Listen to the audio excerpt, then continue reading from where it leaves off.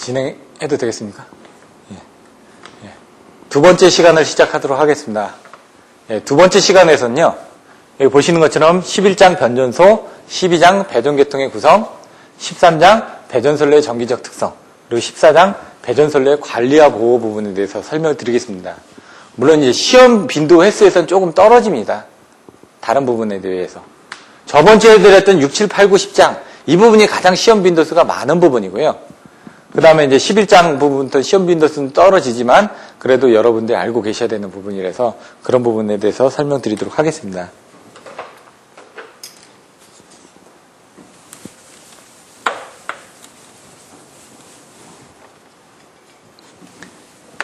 (11장) 변전소.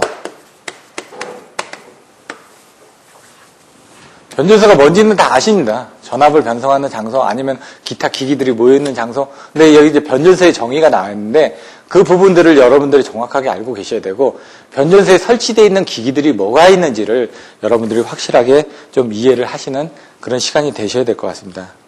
그럼 일단 11-1 변전소의 역할.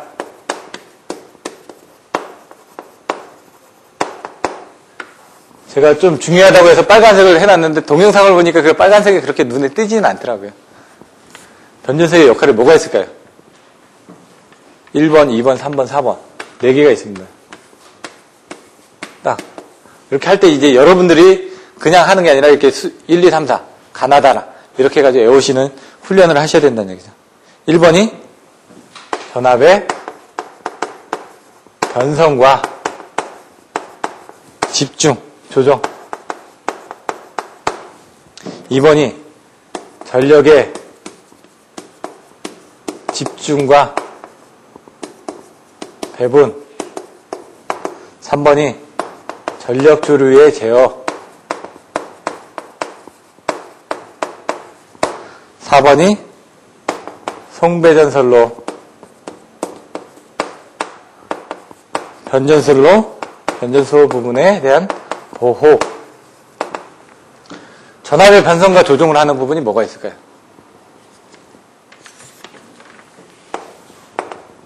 TR이 있겠죠? 변압기에서 뭐 1호사에 대한 전압을 22,900으로 변성을 한다든가, 조정을 하는 부분. ULTC라든가 OLTC의 탭 같은 걸 이용을 해서 조정을 해주면 되겠죠. 또, 전압을 조정할 수 있는 부분이 또 뭐가 있죠? 조상장치가 있었죠. 무유전력을 공급을 함으로 인해가지고 전압을 올려줄 수가 있었죠. 아니면 션트 리액터를 투입을 해가지고 전압, 페널티 현상에 대한 그런 부분들을 낮춰줄 수가 있었고요. 변전소에 그런 부분이 설치가 되어 있다는 얘기입니다. 전력의 집중과 배분. 이게 뭐죠? 얘에 대한 정의가? 모선의 정의가 바로 이거라는 얘기입니다. 모선에 있어가지고 전력의 집중과 배분을 해준다는 얘기입니다. 모선에 전력이 집중이 됩니다. 여기 이제 급전선, 분기선, 이런 식으로 이제 용어들이 또 나옵니다. 간선, 급전선, 분기선 해가지고 그 용어들에 대한 것들이 이제 분기를 해주는 부분이라는 얘기죠. 전력 조류의 제어.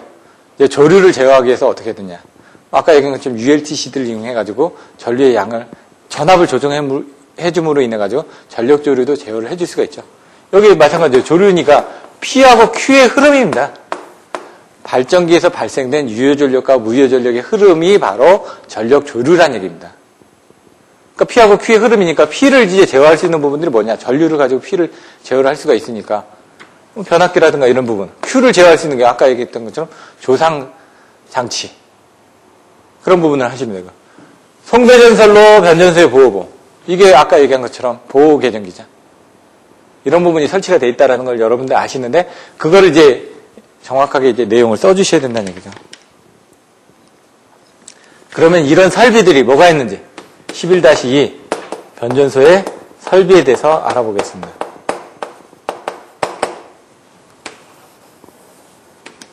여기서는 이제 그 제목 정도만 제가 써드리겠습니다. 1번 주변압기. 2번 조상설비. 많으니까 제가 1, 2, 3, 4, 5, 6, 7, 8, 9, 10은 안 적겠습니다. 한 10번까지 있는데, 세 번째 모선. 네 번째 차단기. 다섯 번째 단로기. 그 다음에 피레기. 중성점 접지기기,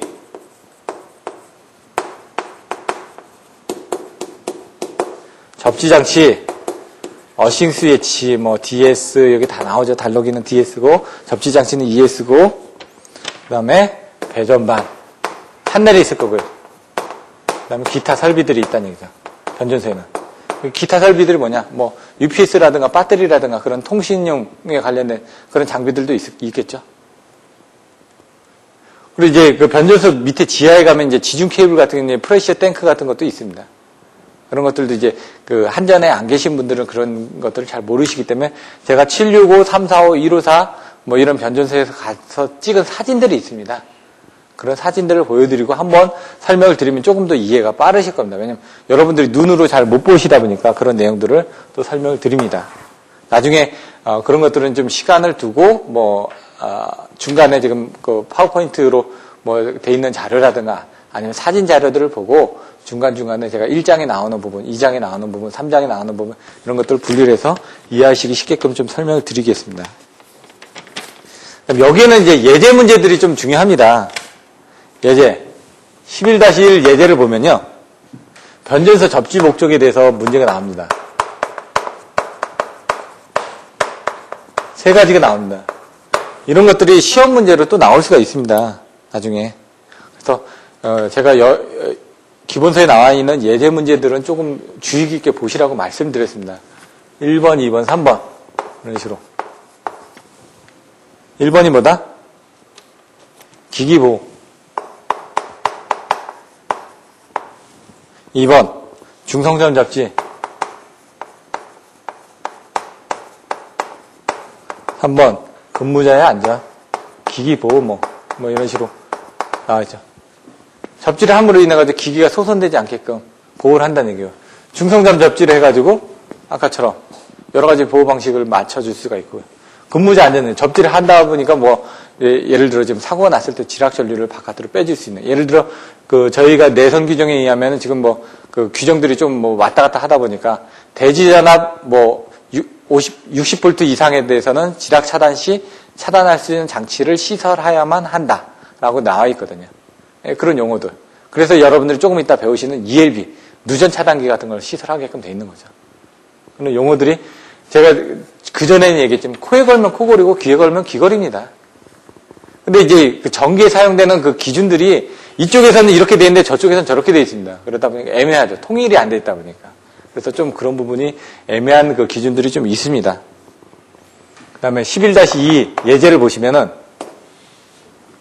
뭐가 있냐? 차단기, 단로기에 대한 역할, 개폐 시 주의사항들에 대해서 나옵니다. 이것들은 이제 기사시험 공부할 때 여러분 배우셨죠? 차단기 양 후단에 DS가 있었을 때 그 DS는 무부하 개폐하면 가능하다는 얘기예요. 부하 개폐를 못합니다. 얘는 DS입니다. S가 뭐? D는 디스커넥팅. 끊어주는 거고, 달로 해준다는 얘기고, S는 스위치라는 얘기죠. 스위치, 우리 이거 절연 스위치처럼 이렇게 스위치라는 얘기입니다. 온오프만 해준다는 얘기죠. 얘는 CB죠. 서키트. 회로를, 브레이커. 차단해준다는 얘기죠. 이건 사고전류도 차단해준다는 얘기입니다. 그래요. 여러분들 알고 계시는 MCCB, 몰드 케이스 서키트 브레이커, OCB, VCB, ACB, 뭐 이런 것들은 사고전류도 다 차단해줄 수 있는 겁니다. ELB, 이것도 B자죠. 차단을 해줄 수 있는 겁니다. 사고전류를. 근데 S로 끝나는 것들은 사고전류를 차단할 수가 없습니다. 심지어 부하전류도 차단을 못 해주는 게 있습니다. LBS가 뭐죠? 로드 브레이커 스위치. 여기는 B자도 들어있죠. 아, 부하전류를 차단해줄 수 있는 스위치구나. 근데 LBS 같은 이제 사고전류를 차단하는데 한계가 있다는 얘기예요. B자가 들어가 있으니까 브레이커 역할을 하긴 하는데 결론적으로 뭐냐? 스위치거든요. ASS, 오토 섹션 스위치. 이런 것도 스위치라는 얘기죠. 이제 배전솔로 이제 보호 방식에서 AS를 썼을 때 단점이라든가 이런 것들이 또 나옵니다. 리클로저가 어떻게 되고, 섹셔널라이저가 어떻게 되고, 라인 퓨즈가 어떻게 되고, 이런 것들에 대한 보호 협조 부분에 대한 배전솔로 보호 방식이 나오는데, 그 부분에 대한 것들은 이제 기본서에 있는 내용이 안 나와 있습니다. 그러다 보니까 여러분들이 나중에 그 연구반 교재들을 가지고 시간이 되면 설명을 드리도록 하겠습니다. 11-3에 가면 차단기에 대한 전격과 동작 책무를 물어봅니다.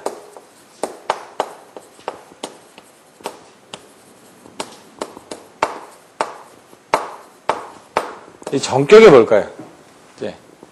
전격이 바로 규정된 책무, 조건, 동작하에서 성능의 보장 한계다. 제가 적어드려 보겠습니다. 이건 규정된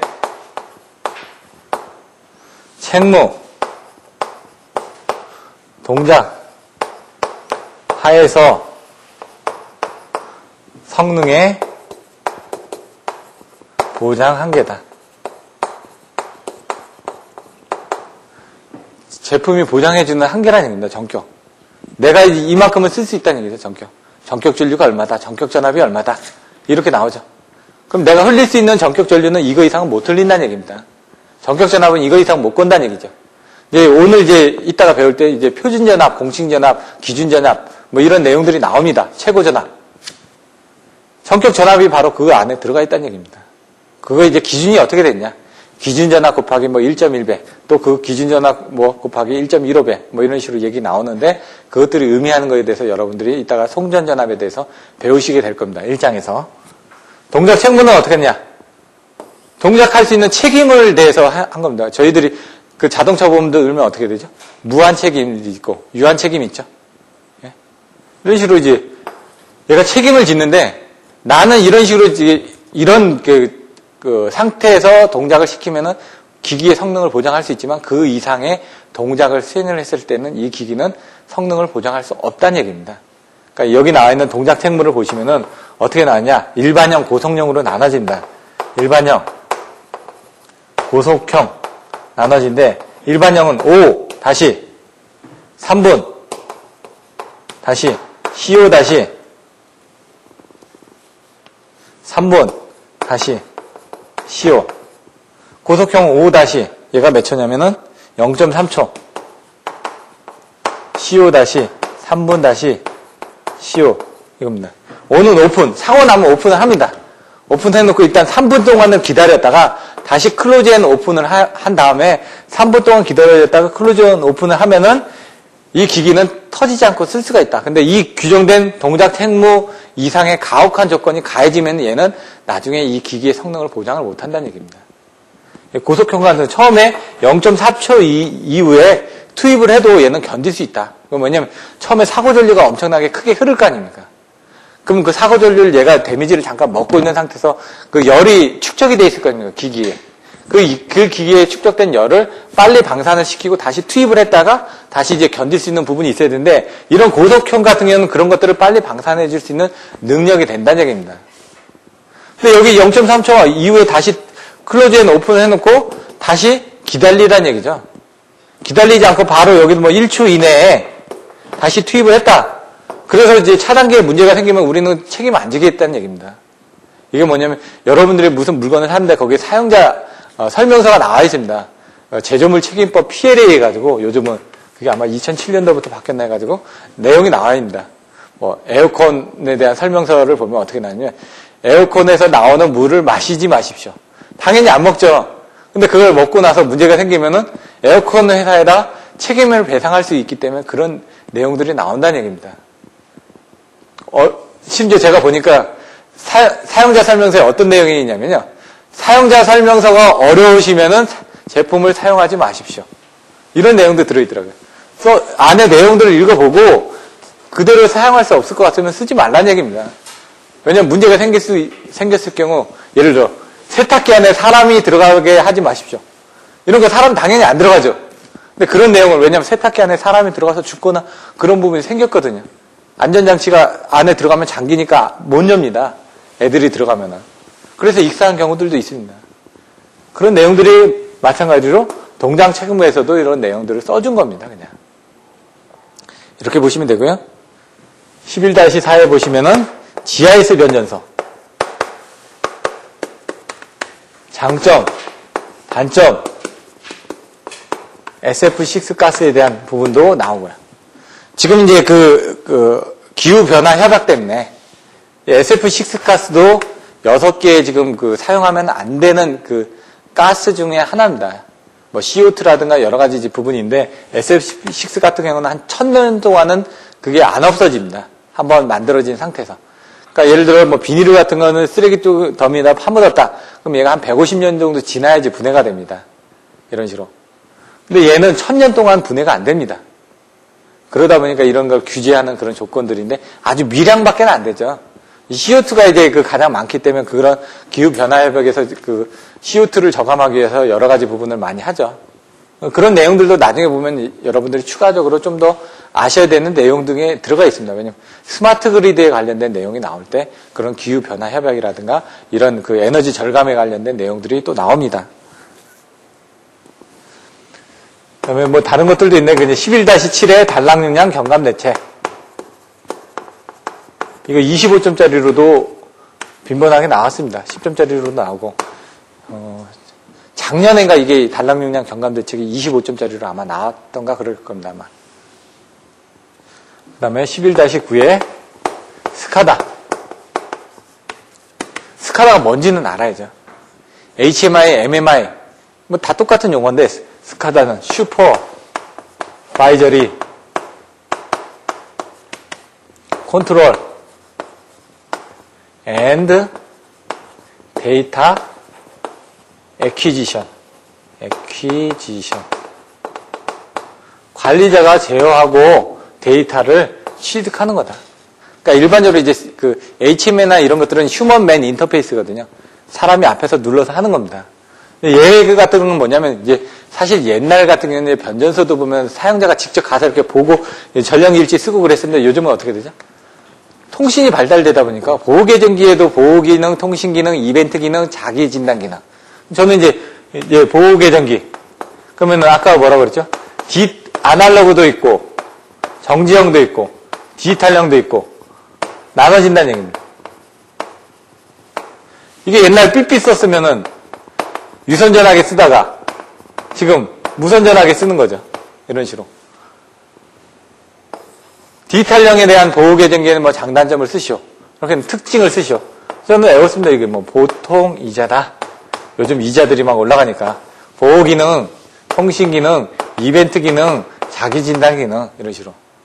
키워드를 가지고 여러분들이 외우시고 거기다 이제 살을 붙이는 훈련들을 해 나가시는데 이런 키워드를 이제 만드는 방법이라든가 이런 것들은 여러분들이 하시기 처음에 힘드니까 그런 부분을 제가 좀 소개를 해드리겠다는 얘기입니다. 기본서 하면서 연구반으로 넘어가기 전에 단계에서 이런 것들 조금 설명을 드리겠다는 얘기입니다. 그럼 조금 더 이해하시기 편하니까. 이런 것들도 이제 나중에 또 나옵니다. 이걸 또 다른 용어로 IPCS, 뭐 EMCS, ECMS, 뭐 또 이런 용어도 나옵니다. 인텔리전트 프로텍션 컨트롤 시스템 뭐 이런 식으로. 용어는 다 똑같은 건데 이제 쓰는 용어들만 좀 틀리는 겁니다. 자동차라고 얘기하고 카라고 얘기하고 버스라고 얘기하고 자동차의 구조는 똑같은데 약간씩 하는 역할들이 틀리지 않습니까? 얘들은 이제 거의 비슷합니다. 근데 이제 사용자가 이름을 붙이는 거에 따라서 조금 틀려진다는 얘기죠. 그 다음에 12장 배전계통의 구성.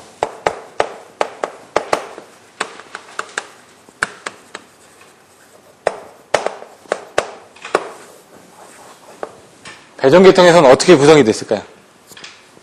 여기도 이제 나누는 부분이 중요합니다. 저압, 고압, 특고압. 저압의 범위가 어떻게 되죠? 김 대리님? 저압의 기준이. 그리고 예.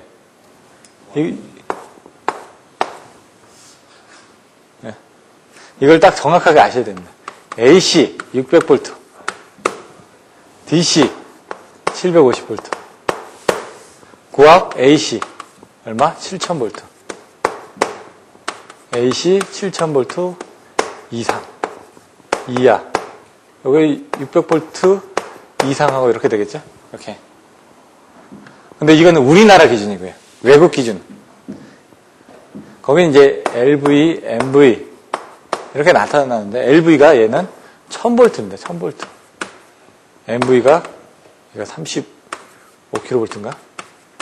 1000V 이상인데 1000V 이상에서 1kV에서 35kV까지 뭐 이렇게 보고 이런 식으로 보는 기준들이 있습니다. 이런 것들도 여러분들 알고 계셔야죠. 왜냐면 국제화가 되니까 지금 우리나라 기준만 가지고 보시지 말고 이제 외국 기준에 대해서도 약간씩은 신경을 쓰셔야 된다는 얘기입니다. 우리나라는 뭐 초고압 뭐 이런 얘기도 쓰죠. 3, 4kV 초고압, 특고압 뭐 얘기하는데 22,900만 되면 이제 특고압입니다. 154도 특고압인데 그걸 뭐 얘기할 때 뭐 초고압이라고 얘기하시는 분들도 있고 용어들에 대해서는 다 특고압에 해당됩니다. 그냥 기준이 이렇기 때문에. 고압 배전계통의 구성. 고압 배전계통의 구성. 제가 써드리는 건 여러분도 쓰시라고 쓰는 겁니다. 네. 저번에 그냥 안 쓰고 했더니 여러분들 뭐라고 그러셔가지고 이번에 좀 바꿔본 겁니다, 지금. 자, 수지식, 한상식, 망상식. 뭐, 수환망, 이렇게 외우셔도 되고요. 그거는 여러분들이, 예? 망환수 외우셔도 되고, 환수망 외우셔도 되고, 여러분들 외우기 편한 식으로 이제 키워드를 가지고 외우시면 됩니다. 아니, 중간에 뭐, 지자, 지상, 망으로 하든가. 예? 그거는 여러분 마음이란 얘기입니다. 여기 이제 급전선 뭐, 여러 가지 그 내용들도 또 나오는데, 고압 배전계통의 구성이 또 여기 나옵니다. 네. 요거는 생략을 하겠습니다. 큰 의미는 없으니까. 내용들 한번 보시면 되니까. 저압 배전계통의 구성 쪽으로 가보겠습니다, 이제.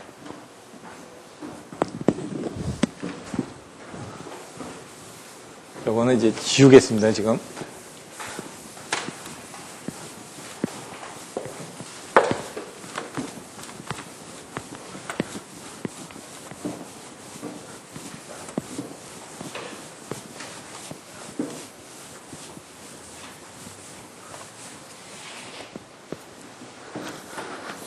자, 12-3 저압 배전계통의 구성.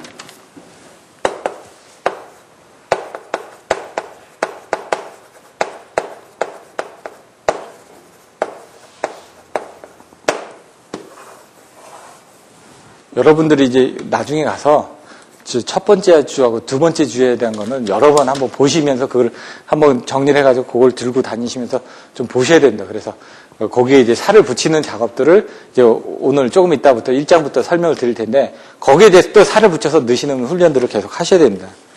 여기 보시면 방사상, 저압 뱅킹, 저압 네트워크 방식이 있습니다. 방사상.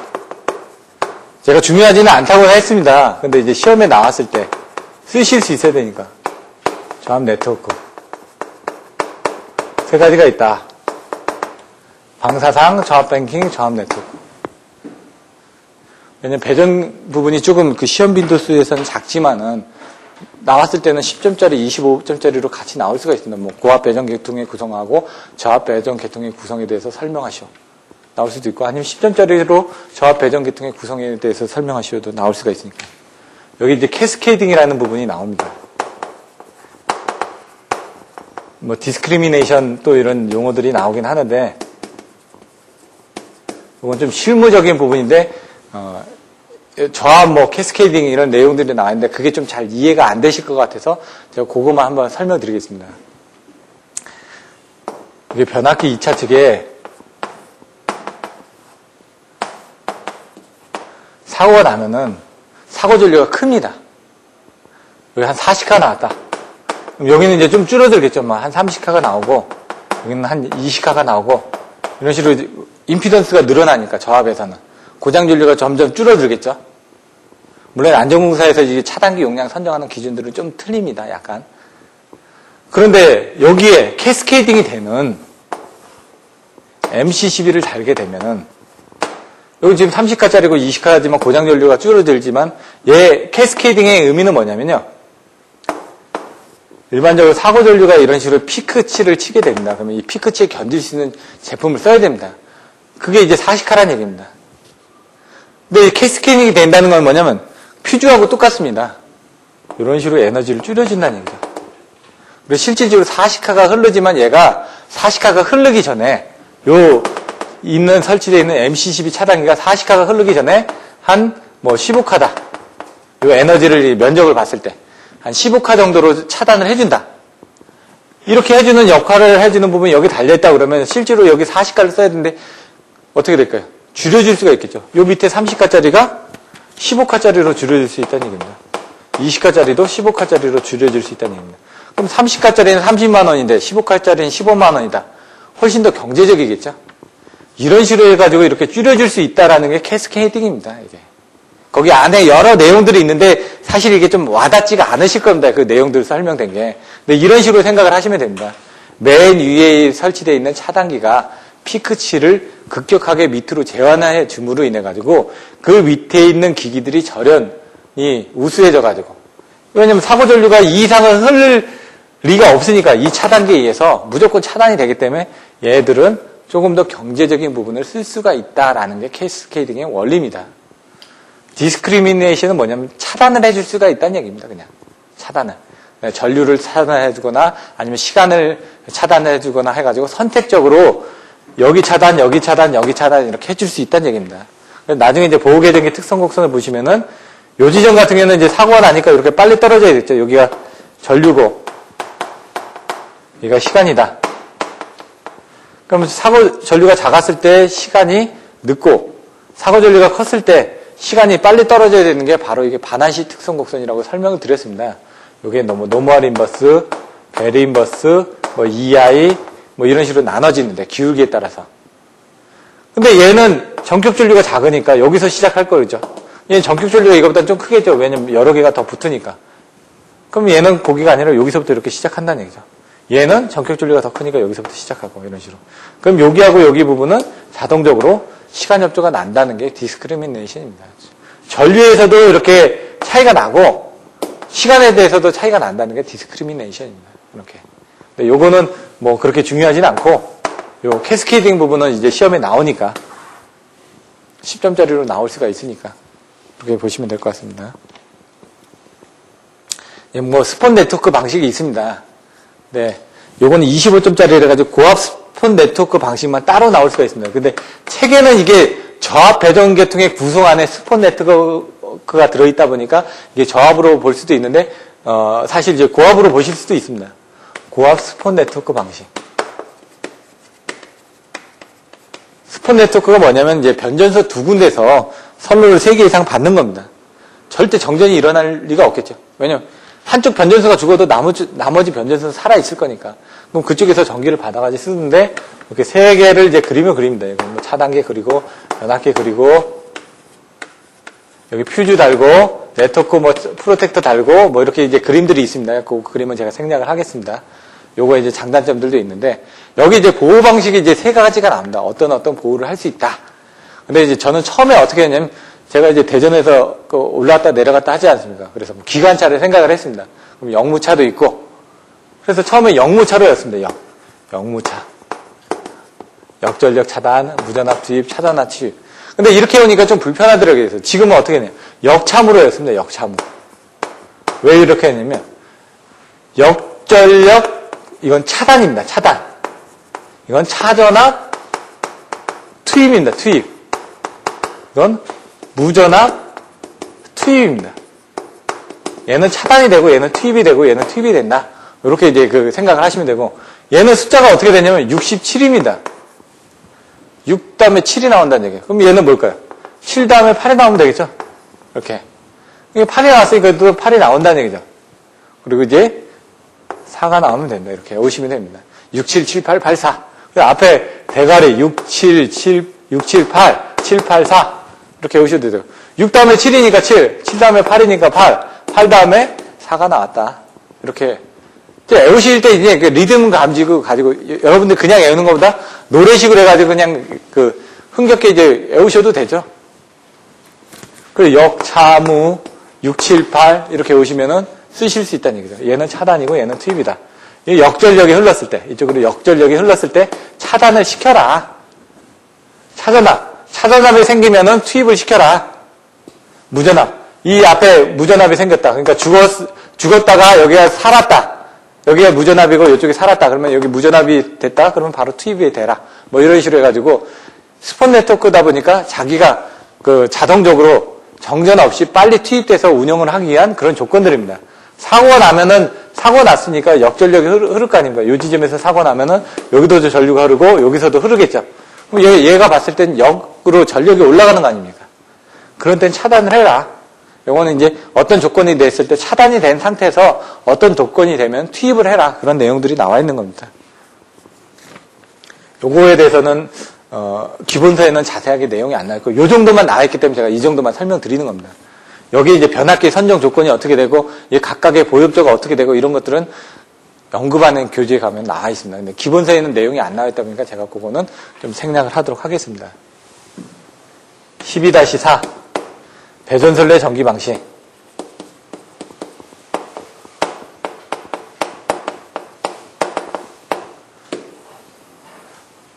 이 대제목을 써드리는 게 이제 여러분들이 대제목을 알면은 그 안에 뭐가 있을까?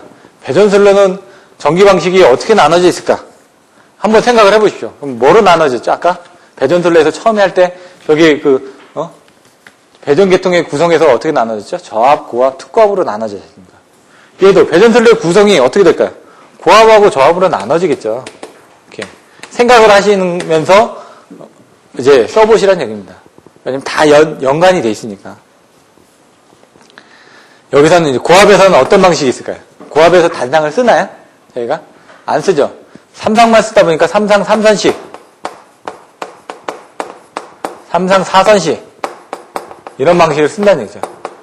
물론 이 1장에 배전선로에 대한 이 전기 방식이 나와 있습니다. 분명히 책에. 근데 제가 1장에서는 이걸 좀 생략을 할 겁니다. 많이 깊이 있게는 안 들어갑니다. 왜? 12장에 이게 자세하게 나오니까. 고압하고 저압하고 삼상 3선식. 그러면 저압에 가면 뭐가 나올까요? 단상 2선식, 단상 3선식, 여기 나와 있는 것처럼 삼상 3선식, 삼상 4선식. 이 부분에 대해서 뭐뭐들을 비교한다? 여기에 대해서 비교하는 부분이 1. 선로 손실을 비교합니다. 2. 단면적을 비교합니다. 3. 용적 등을 비교합니다. 그래서 뭘 비교하냐면요. 소요 전선 용량, 송전 전력, 전력 손실, 이거를 비교를 한다. 요걸 계산해가지고 순차적으로 요거에 대한 것들을 비교합니다. 요게 이제 표로 다 정리된 게 있으니까 그걸 나중에 다 스캔해서 메일로 보내드릴 테니까 그걸 보시면 된다는 얘기죠. 그래서 1장에서는 간단한 아까 송전 전력과 송전 전압과의 관계라고 제가 말씀드렸죠. 1-4에 고기 부분 할 때 이런 부분에 대한 것들이 간단하게 나와 있습니다. 여기 보시면은 송전 용량을 늘렸을 때, 뭐 승합을 했을 때, 송전 거리를 증대를 했을 때 어떻게 되느냐 나와 있는데 예제에 가서 보시면 여기서 예제에 보시면은 승합 전후에 공급 전력을 비교하는 예제가 나옵니다. 비교합니다. 승합을 어떻게 했냐면 루트 3배 승합을 했습니다. 이따가 이제 여러분이 배우시겠지만 전압과 전력에서의 관계에서는 전압의 자승에 비례합니다. 이 전압이 루트 3배 늘어났으니까 이게 자승에 비례한다고 그랬으니까 공급 전력은 3배 늘어날 거란 얘기죠. 이런 기본적인 것은 1장에서 배우시되 나머지 이런 비교하는 이런 부분들에 대해서는 여러분들이 나중에 그 12장에 가서 배우시게 된다는 얘기입니다. 하나 또 보면은 승합시, 송전 거리가 증대되는 부분. 압력이 늘어나면 멀리 가겠죠. 전압도 똑같다는 얘기죠. 전압이 커지면 멀리 보낼 수가 있습니다. 대신 이제 손실도 줄어들겠죠. 왜냐면 전압이 올라가면 어떻게 될까요? 전압이 올라가니까 P는 루트 3 VI에서 우리가 전압이 올라가게 되면 전류가 줄어들지 않습니까? 똑같은 전력을 보낼 때. 전류가 줄어드니까 전선이 가늘어도 되죠. 그러니까 이제 뭐 철탑이라든가 이런 것도 작아져도 되는데 대신 이제 전압이 올라가니 이격거리가 약간 증대되는 부분이 있죠. 하지만 송전 용량 자체가 늘어난다는 얘기죠. 이게 올라가게 되면 얘가 똑같았을 때는 어떻게 되죠? 이게 올라가는 거 아닙니까, 지금? 그러니까 우리가 지금 154를 안 하고 345를 안 하고 765로 자꾸 하는 부분들이 765로 하면은 많은 양을 보내줄 수가 있습니다. 철탑 하나만 설치를 해도 154가 뭐 100MV, 뭐 3000MV, 예? 뭐 8200MV 뭐 이런 식으로 자꾸 늘어난다는 얘기죠. 송전 용량이 얘가 2400인가? 이렇게 되고 2배 뭐 이런 식으로 2배가 훨씬 넘게 올라가죠. 그러니까 용량을 자꾸 키우는 겁니다. 154로 보낼 거 345로 보내고 345로 보내고 765로 보내고 이런 것들이 이제 1장에 사실 그 우리나라의 송전 전압에 대해서 얘기를 하고 거기에 대해서 뭐 면적이라든가 아니면 철탑의 크기라든가 이런 것들을 비교하는 부분이 있는데 기본서에는 없다 보니까 그거는 이제 여러분들이 연구반 교재를 가지고 참조를 해서 보시면 될 것 같습니다. 이제 13장.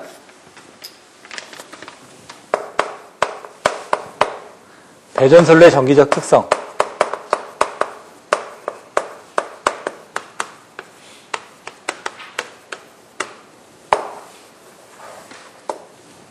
여기 뭐가 나올까요?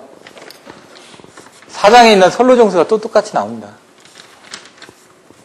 배전선로의 전기적 특성. 아까 저희는 뭐 어떻게 했죠? 송전 쪽에서만 배웠죠. 이게 뭐냐면 송배전공학입니다. 송전하고 배전이 나와 있다는 얘기죠. 앞에서 저희가 선로정수는 뭐예요? 가공송전선로하고 지중 송전선로에 대한 선로정수를 배웠죠. 여기는 배전선로에 대한 선로정수가 나온다는 얘기입니다. 여기 보시면은 13-1에 선로정수가 나옵니다. 여기서는 여러분들이 송배전공학 책에서는 송전공학, 변전공학, 배전공학을 배우십니다. 그리고 이제 전력계통공학을 따로 배우시고 그다음 발전공학을 배우시게 될 겁니다. 그 다음에 송전하고 변전, 배전 부분이 여기 나와 있다 보니까 시험 빈도가 여기서 가장 많다는 얘기입니다. 우리 전력계통에서 또 나오는 부분이 있고요. 발전 쪽은 좀 시험 빈도가 좀 떨어지고요.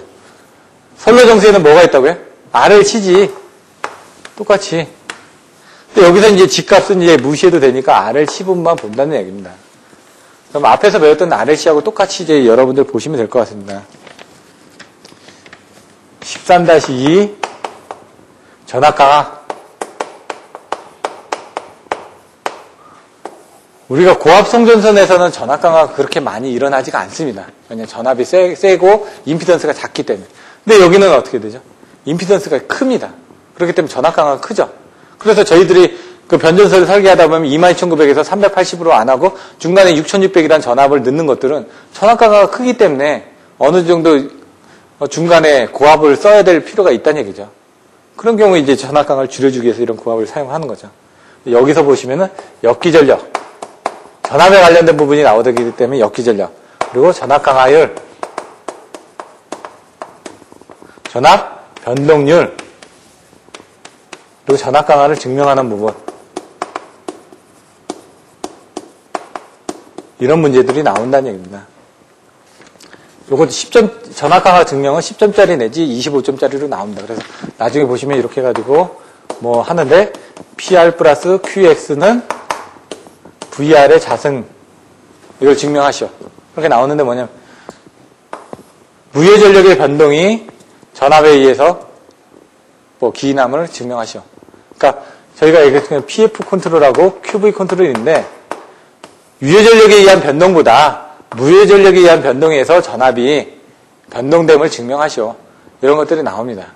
근데 이게 10점짜리로 간단하게 쓰는 방법이 있고요. 25점짜리로 어렵게 쓰는 부분이 있습니다. 증명하는 부분들이. 그런 것들을 이제 두 가지 방법이 있으니까 그걸 다 답안지를 가지고 계셨다가 여러분들이 쓰셔야 되겠죠. 13-3 전력 손실.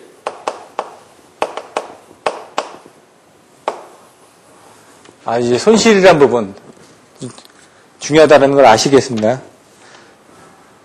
여기 보시면 이제 손실들이 여러 가지 나오는데 그래서 어떤 손실들을 볼까요?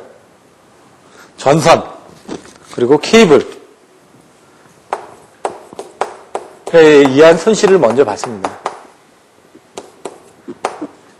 케이블의 저항에 의한 손실. 그래서 이걸 뭐라고? 옴 손실이라고 얘기를 한다는 얘기입니다.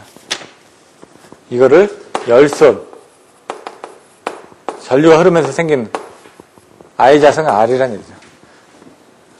이런 내용이 있더라. 변압기에 대한 손실이 있겠죠. 변압기의 손실은 두 개가 있겠죠. 무부하 손실, 부하 손실. 부하는 이제 동이니까 동선. 무부하일 때는 철선, 뭐 표류부하선, 뭐 여러 가지 그 손실들이 또 나옵니다. 와류선 등이라든가 이런 쪽에 들어가면은. 근데 여러분들이 이렇게 크게 두 가지로 이렇게 나눠주시면 된다는 얘기입니다. 여기 보시면 뭐 손실계수와 부하율 관계식들이 나오는데 그거는 생략을 하고요. 분산 손실계수를 한번 설명드리겠습니다. 이거는 분산 손실계수. 이거는 계산하는 문제들이 또 시험 문제로 나오니까 스몰 h 부하의 정의를 분산 상태에 따른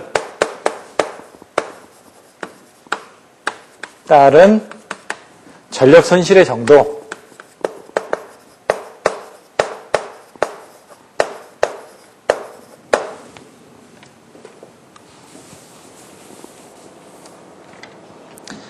이건 뭐냐면 이제 부하의 분산 상태에 따른 전력 손실의 정도인데 이걸 이제 그림으로 이제 그립니다.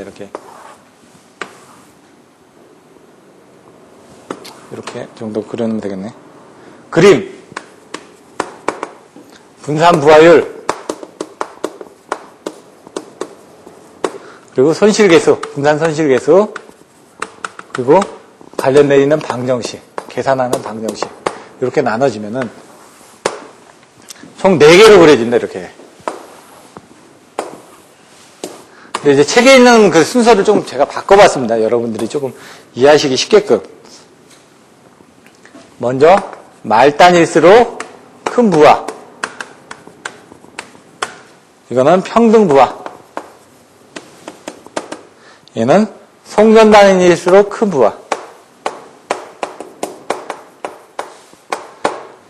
이거는 중앙일수록 큰 부하. 말단일수록 큰 부하니까 이렇게 보시면 되죠. 이렇게. 말단이 될수록 이제 부하의 양이 커집니다. 이렇게. 얘는 평등 부하니까 부하가 어떻게 되죠? 이렇게 평등하겠죠. 송전단일수록 큰 부하. 이렇게 되겠죠. 송전단일수록. 이렇게. 이게 송전단이고 이게 말단이니까. 송전단에 부하가 많이 걸렸다는 얘기입니다. 중앙일수록 큰 부하. 이거는 중앙일수록 큰 부하니까 이렇게 되겠죠, 이렇게.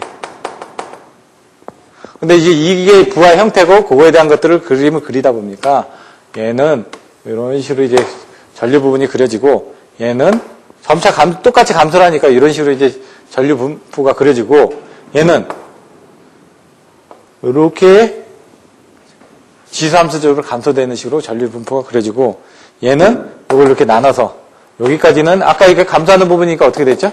이렇게 간다 이거죠, 이렇게. 감소한 부분이니까 이렇게 가다가, 여기 부분 가서는 다시 또 이렇게 가니까 어떻게 되죠? 여기서는 이렇게 가죠. 두 개 합쳐진 거죠. 얘하고 얘가 합쳐진 겁니다, 지금 이거는. 이렇게. 여기 구간으로 봐서. 그렇게 그림을 그려주시면 된다는 얘기죠. 그래서 여러분들이 얘를 내어주시면 얘하고 얘 합쳐져서 이렇게 그림을 그리기가 좋으니까. 책에서는 이렇게 순서가 바뀌어 있습니다, 지금. 근데 여러분들 외우시기 좋게끔 제가 이렇게 바꿔놓은 겁니다, 지금. 이쪽으로 내려갈수록 수치가 줄어듭니다. 수치가 줄어든다는 거는 좋다는 얘기입니다, 일단은. 근데 얘는 좀 예외입니다, 얘. 얘 3개까지는 줄어드는데 얘에서는 그 법칙이 조금 적용되지는 않습니다. 네 번째 부분에 대해서는. 얘는 어떻게 되냐, 값이. 3분의 2다. 얘는 이거보다 줄어드니까. 얘가 한 3분의 2니까 어떻게 되죠? 70% 정도 된다고 생각을 하십시오, 일단. 얘는 그거보다 줄어든 50% 정도가 되겠다. 50%면 얼마죠? 2분의 1. 얘는 그거보다 줄어들 거니까. 한 33%. 뭐 어떻게 될까요? 3분의 1. 외우는 방법. 이제 잘 해보시면 아는데 외우는 방법. 그림을 이렇게 그리고 점차 줄어든다. 얘는 이제 여기하고 꼭 해당이 되지는 않는다 그랬습니다. 이건 다시 또 올라갑니다. 약간 2분의 1. 이렇게. 얘하고 짬뽕이니까. 얘하고 이제 짬뽕이 됐으니까. 얘가 아까 지금 요거하고 짬뽕 됐다고 말씀드렸지 않습니까? 얘하고 얘가 짬뽕 됐으니까 이 가운데 부분 이렇게 생각하시면 된다는 얘기죠. 외우는 방법으로 봐서는. 잘 이해가 안 될 때는. 예, 중요한 게 이 분산 손실계수를 구하라는 부분이 이렇게 그림을 그려놓고 아니 요 말단일수록 큰 부하일 때 분산 손실계수를 구하라. 분산 부하율하고 분산 손실계수를 구하라. 이렇게 문제가 나온다는 얘기죠. 그러면 이제 그림을 그려주고 분산 부하율과 분산 손실계수를 구하는데 그런 과정에 있어가지고 여러분 처음에 이제 이걸 머릿속에 딱 이렇게 될 거라고 답을 알고 나서 좀 공부를 하시면 좀 빠르다는 얘기죠. 얘 같은 경우는 15분의 8 정도가 나옵니다. 얘도 적을수록 좋다고 그랬죠? 얘보다 이제 조금 더 줄어들 거 아니에요. 15분의 5 정도를 보면 됩니다. 15분의 5. 요거보다 줄어들었으니까. 이게 뭐죠? 3분의 1. 되시면 된다는 얘기죠. 얘도 15분의 저기를 보시면 되는데, 3 정도로 이제 오시면 된다는 얘기죠. 그럼 얘는 어떻게 될까요? 얘는 5분의 1. 줄어드니까. 이렇게 3, 5, 8. 70%, 50%, 33%. 요거는 요거 중간. 얘는 이제 또 틀려진다는 얘기죠. 요거에 또 중간인데, 얘는 이제 15분의 6 정도가 됩니다. 요 정도. 15분의 6 정도가 되는데, 그거를 이제 계산해보면 60분의 23이 나옵니다. 이게 어느 정도가 되냐면 15분의 한 6 정도가 됩니다. 요 정도. 그러니까 여러분 아셨던 것처럼 요거 한 중간 정도 된다는 건 아시겠죠? 15분의 6이 아니라 얘가 5점 몇이 됩니다. 5.7인가 뭐 이렇게 왔다 갔다 합니다. 대략 그런 비율이라는 걸 아시면 된다는 얘기입니다. 근데 여기 이제 이걸 계산하기 위한 방정식이 있는데, 얘 부분은 먼저 여기 정의를 정확하게 내려줘야겠죠. 여긴 부하의 분포고 이건 전류의 분포라는 얘기입니다. 이거는 전류 I가 요 X 지점까지 요게 X 지점까지 갔을 때 처음에 여기에 흐르는 전류 I는 이렇게 됐을 때 얼마냐를 이렇게 이제 요 곡선에 의해서 계산을 해낼 거 아닙니까? 얼마만큼 감소되니까 감소 개수가 있을 거 아닙니까? 그걸 이제 방정식으로 하게 되면 여기 흐르는 요 전류 I는 여기에 대해서 이 전류에 대해서 얼마만큼 감소가 되겠죠? 그 감소되는 감소 방정식이 얘는 1 마이너스 크니까 얘가 크지 않습니까? 얘는 작고 크니까 많이 빼줘야 되겠죠? X 자성을 빼준다. 큰 값을 빼줘야 된다. X를 자성하면 이제 커질 값이니까 값이. 그럼 여기는 I에 똑같습니다. 1까지. 여기 I는 I에 1 마이너스까지 똑같다는 얘기죠. 그럼 여기서 차이가 나는 건 뭘까? 요거보다는 좀 작아야 되겠죠? 점차 작아진다고 그랬으니까. 작으니까 X.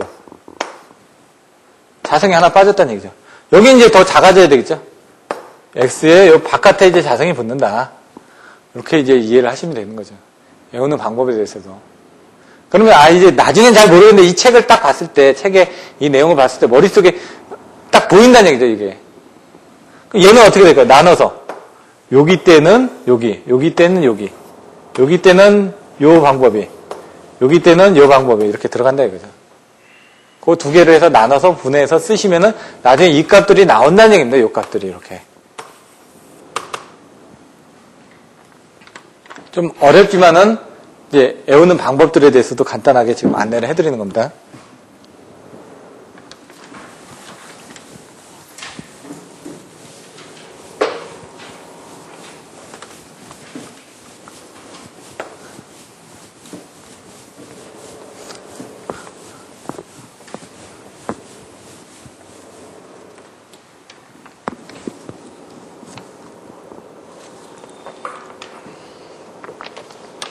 추가로 나오는 부분이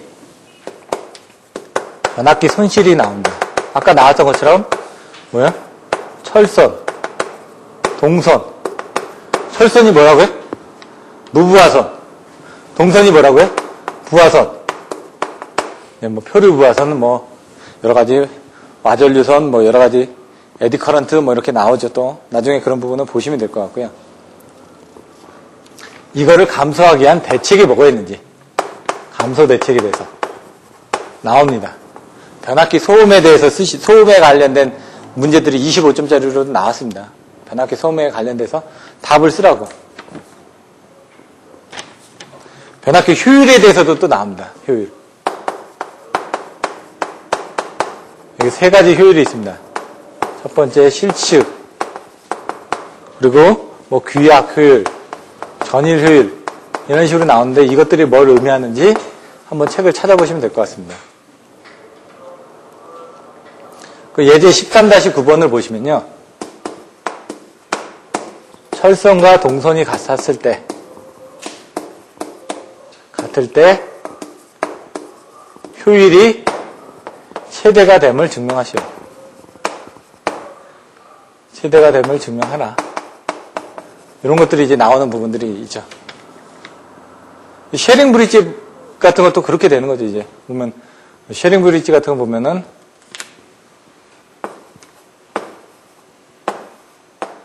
여기 저항이 있고, 여기 저항이 있다. 그럼 여기 값을 놔두고, 얘하고 얘 곱한값하고, 얘하고 얘 곱한값이 같게끔 얘가 만들어주는 겁니다, 그냥. 쌍대성으로 해가지고. 얘 곱한 거하고 얘 곱한 게 같았을 때, 그때 이제 정확하게 계산이 되니까. 이거는 뭐냐면, 철선과 동선이 같을 때 효율이 최소가 되는 게 이 내부 저항하고 외부 저항하고 같았을 때, 요때 이제 저항이 같으면 요때 최대 전력 전달 조건하고 똑같다는 얘기죠. 전력 전달 조건을 증명하시오. 나중에 나옵니다. 그럼 이 내부 저항하고 외부 저항하고 같게끔 만드는 거고. 이게 뭐라고 했죠? 철선은 무부하선이고, 동선은 부하선이라고 그랬어.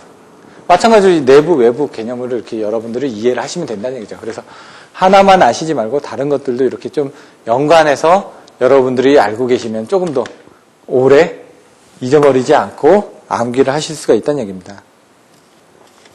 13-4 시설과 부하.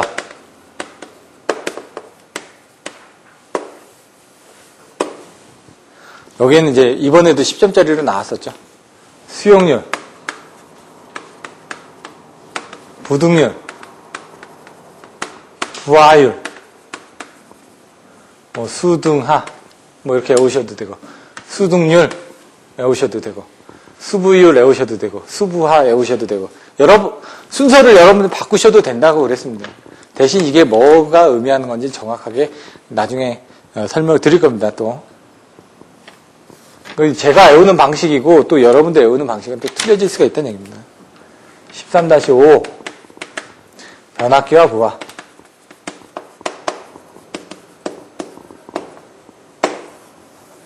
책 보고 이런 것들을 모르시진 않는데, 제가 이제 조금 더 설명드리는 거는 이걸 아까처럼 이제 나누는, 책에는 이런 것들이 안 나눠져 있으니까 나누는 방법이라든가, 키워드로, 그 다음에 이것들이 조금 더 외우기 쉬운 방법들을 설명을 드리는 것 뿐이고요.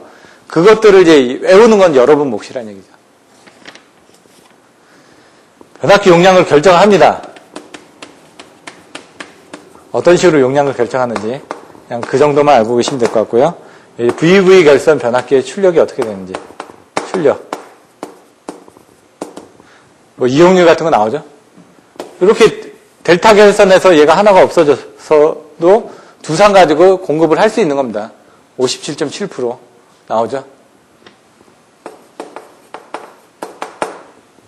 얘가 이렇게 됐다 해서 이제 V처럼 보인다 해서 VV 결선이라는 거죠. 델타 결선에서 한 상이 죽었을 때 두 상 가지고도 충분히 전력을 공급을 할 수가 있으니까. 왜냐면 단상 부하일 때는만 가능하겠죠. 삼상 부하에서는 얘 한 달 죽어버리면 안 되니까. 근데 우리들이 어떻게 쓰냐면 보통 3상 3선식에도 보면 단상 부하들이 걸려 있거든요. 3상 4선식도 어차피 다 단상 부하가 걸려 있는 겁니다. 근데 3상 4선식 같은 경우는 중성선이 단선이 되면 안 됩니다. 그래서 나중에 보면은 휴즈 같은데 단선이 되지 않게끔 뭐 하는 부분들이라든가, 단상 3선식에서 가운데 뭐 휴즈를 넣지 말아라.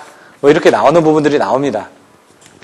그러면 3상 4선식을 기준으로 해가지고 제가 간단하게 설명드리면은,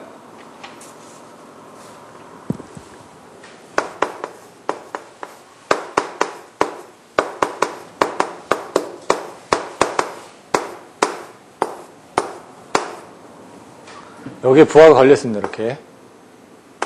여기가 R, S, T, N. 그럼 우리가 쓰고 있는 배전자 나벨이 380에 220이다. 여기는 얼마 걸리죠? 다 380이 걸립니다, 여기는. R, S, S, T, R, T. 근데 여기는 우리들이 단상부하를 이렇게 걸죠. 전등을. N에다가. 그럼 전류 흐름이 어떻게 되냐면 R상에서 이렇게 왔다가 이렇게 가는 겁니다, 이렇게. S상에서 왔다가 이렇게 가는 겁니다. T상에서 왔다가. 왜냐면 단상이 걸리니까. 3상을 쓰면 여기서는 R상, S상, T상 가가지고 3상을 가게 되면 3상번은 여기서 벡터합이 이렇게 됩니다. 그렇기 때문에 중성선의 전류가 안 흐른다는 얘기죠. 3상번은. 단상번은 어떻게 되죠? 다 이렇게 돌아가지 않습니까, 지금? 근데 단상은 이제 영상분이다 보니까 이렇게 보면은 이렇게 위상이 같아지니까 이런 개념을 보면 스칼라 합이 여기서 되기 때문에 여기서 원래 단상도 이렇게 지금 벡터가 이렇게 보면은 여기서 크기가 크면은 여기에 관련된 부분이 안 흘러야 돼 정상입니다. 단상이 그렇게 되면 안 흘립니다. 근데 삼고접화가 흐르게 되면 여기서 삼고접화는 스칼라 합이 돼가지고 여기가 이제 뜨거워진다는 얘기죠. 단상 부하도 여러분들이 적절하게만 부하 배치만 해주면요. 중성선에 전류가 안 흐릅니다. 근데 여러분들 중성선을 만져보시면은 뭐 전류가 흐르는 것처럼 뭉하고 이제 울리는 게 느껴집니다. 그런 것들은 여기 2차 측에 갈려있는 단상 장비들이 많죠. 거기서 이제 뭐 정육이라든가 이런 것들. 형광등 안에 안전기가 달려있지 않습니까? 그것도 정육입니다. 그런 정육에서 발생된 고조파 때문에 여기 영상고조파가 흐르게 됩니다. 영상고조파가 영상성분이다 보니까 스칼라 합이 되겠죠, 여기. 영상고조파가 이렇게 하나씩 흐르게 되면 여기 단상 정육에서 나온 부분. 그럼 여기서 이제 3배가 되니까. 예를 들어 이겁니다. 이게 기본파입니다. 3고조파는 1고조파가 60Hz다. 3고조파는 60을 곱하면은 어떻게 될까요? 180Hz죠. 180Hz가 나오려면은 이게 60개 있는 게 60Hz인데 이게 3개가 있다는 얘기죠. 그러면 3개가 하나, 둘, 3개. 3개가 있죠. 근데 120도가 틀려져도 S상에 가도 이 3개의 부분이 여기 또 나옵니다. 이렇게. 여기부터. S상인데 120도니까 여기가 90도니까 120도니까 여기부터 또 여기 180도. 여기 120도니까 여기부터 시작되죠. 이렇게. 이렇게. 또 240도니까 거기서부터 또 시작돼서 오는데 이렇게 하게 되면 여기서 지금 R, S, T가 합쳐집니다. 이렇게 3개가 합쳐지니까 어떻게 될까요? 3개가 합쳐지니까 S, T 이렇게 3개가 합쳐져서 나온다는 얘기죠. 그 합쳐지는 부분이 여기 흐른다는 얘기입니다.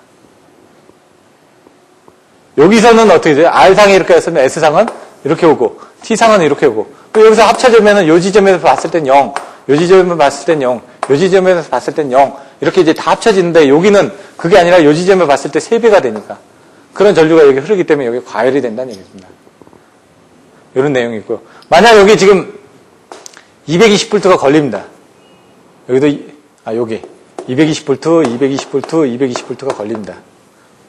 근데 이제 중성선이 단선이 됐을 때 이건 고조파 부분에 대한 이해를 돕기 위해서 뒤에 고조파가 잠깐 나오니까 배전선로의 관리와 보호에서 뭐 전압변동이라든가 고조파가 나와서 간단하게 설명드린 거고요. 여기는 220V인데 중성선이 단선이 됐을 때 단상 3선씩에서 퓨즈가 됐을 때하고 똑같은 겁니다. 이렇게. 그러면 얘는 어떻게 돌아갈까요? 이쪽으로 돌아가던 부분이 여기 선로가 끊겼기 때문에 다른 쪽으로 돌아가야 되겠죠. S나 T 쪽으로. 왜 여기 다 연결되어 있으니까 이쪽은. 그럼 이걸 이제 그림을 그려보면은 하나 됐던 부분이 이렇게 해서 하나 돼가지고 이렇게 가죠. 두 개만 봤을 때. 그러면 이제 여기에 220V를 견딜 수가 있었습니다. 이것도 220V를. 근데 이걸 이제 펴서 그려보면은 이렇게 펴서 그려보면 이거죠. 얘가 220V를 견딜 수가 있었고 220V를 견딜 수가 있었는데 문제는 여기 사이에 전압이 어떻게 되죠? 380V가 걸릴 거 아닙니까? 이거 뭐 중성선 끊어졌다고 해서 얘가 380V가 바뀌거나 그런 건 아닙니다. 여기 380V가 걸리니까 이론적으로 계산했을 때는 나누면 190 나눠졌다. 그럼 얘는 충분히 견딜 수가 있겠죠. 근데 이 문제는 이거 임피던스인데 이게. 요거 임피던스에서 하나 쪽이 왜냐면 여기 지금 380V가 걸렸는데 사실상 여기 임피던스에서 전압이 걸려지는 게 틀려질 거 아닙니까? 회로가 이렇게 돼 있으니까 임피던스에 분배해가지고 전압이 걸릴 거니까. 하나가 250V가 걸려버린 겁니다. 하나가 130V가 걸려버리고. 그럼 이게 견딜까요? 220V가? 220V의 허용 전압이 몇 볼트까지죠?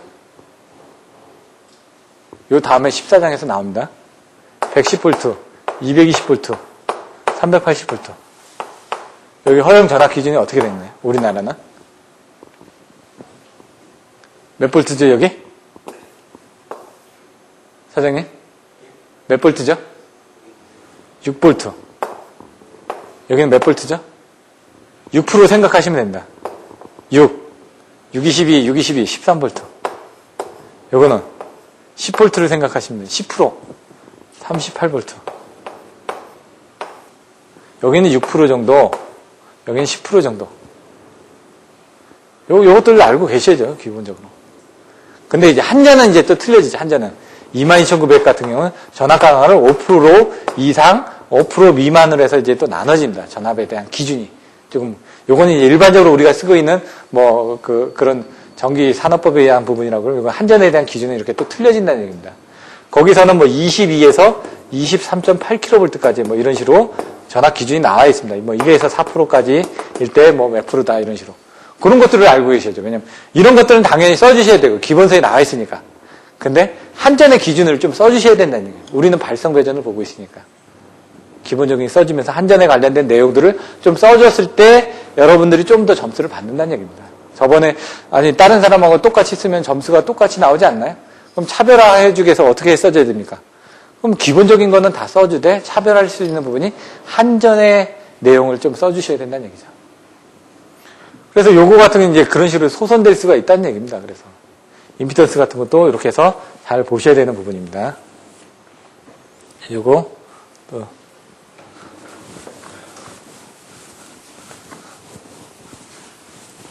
이제 14장 마지막 장입니다.